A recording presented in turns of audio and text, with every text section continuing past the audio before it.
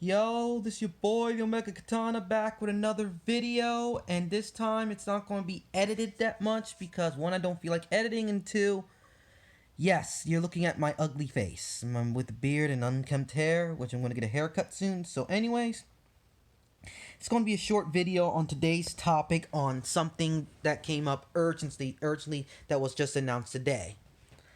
Look on the title of the video, and it's going to be about that. It's yes, SEGA is leaving the arcade business, not the console business, because they already did that move back in 2001 when the Dreamcast flopped. This time, it's even worse. It's their bread and butter for many years, and that's how they've been creating games, and that's how they got into the console market. So their main market was the arcade market. So I know there are other markets in Japan, but the arcade side stings just as bad or even worse than when they left the console market back at the early 2000s, because basically this is a shock. They made many arcade classics. They're like, their name brand recognition is known for arcade gamers in Japan. And they made some amazing games like Afterburner, Outrun,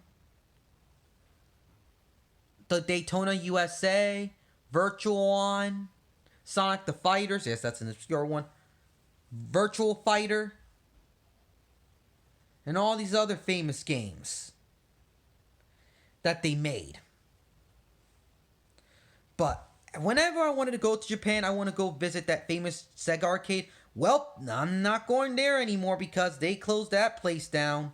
It's no longer a SEGA arcade, because due to the fact it's been since early 2000, since the late 2020s in 2021, I believe, last year, that they sold off 80% of their arcade shares of the part of the company, but this time they're dumping all the rest to the one who bought all the remaining shares, because they just sold off they're leaving the arcade business for good.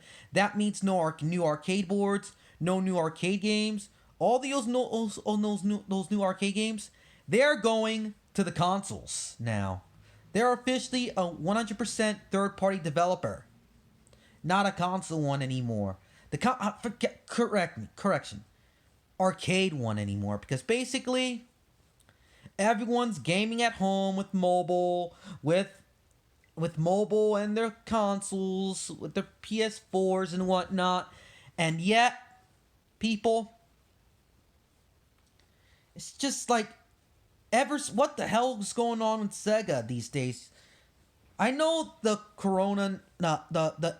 the pandemic hit, it disrupted the Japanese arcade scene, but seeing SEGA being affected the worst, I don't know, man. I can't even speak right. Like, basically a major part of SEGA's identity is gone.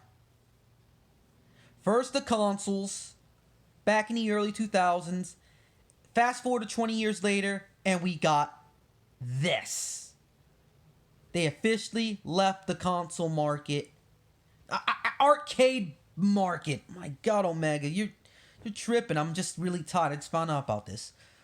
They officially left the arcade market almost 50 years since its inception. Thought it's 40, but it's actually 50 years. When I went to get a link online on the internet, on a thread I made, I don't know what to say, man, because basically Japan definitely got this hit hard, because basically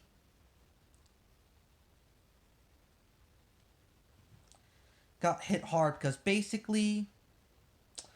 know what to say except for that I'm like speechless. Like, I don't know what to say. What's going to happen to SEGA now? Because Sonic Frontiers had better succeed, and their other games too, because the arcade was one of their bread and butters for decades. And seeing this happen is unbelievable. So what are your thoughts in the comments, in the comment box below the video? And before I say my sayonara quote, let me just say this.